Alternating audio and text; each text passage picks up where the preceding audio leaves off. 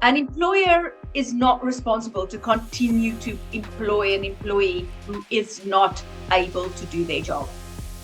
We don't come across this terribly often. Nobody does really. One of our clients has an employee that had an accident. She broke her leg in Turkey on holiday.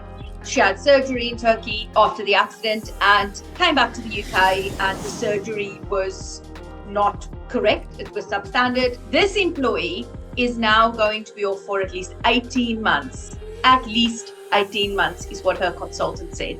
And the club wants to know, how do we deal with this? What do we do? Can we hire someone?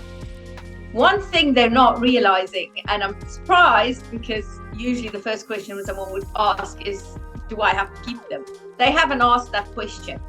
So I have pointed out that actually an employer is not responsible to continue to employ an employee for that length of time who is not able to do their job.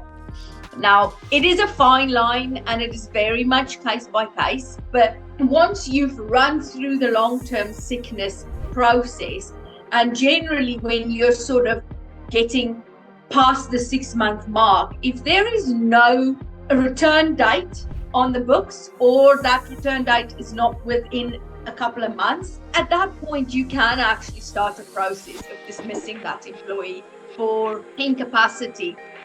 It is a long process. It's an SOSR dismissal, so the process is a little bit different than investigation and disciplinary and then dismissal. You will have to look at every other option in your business, even if this person is a chef, but maybe you have a reception job available.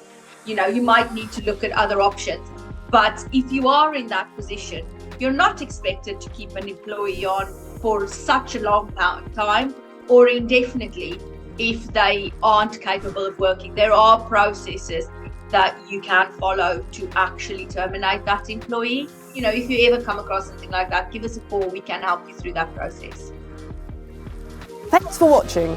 If you want a free tribunal audit of your employment contract and handbook, click the link in the description below.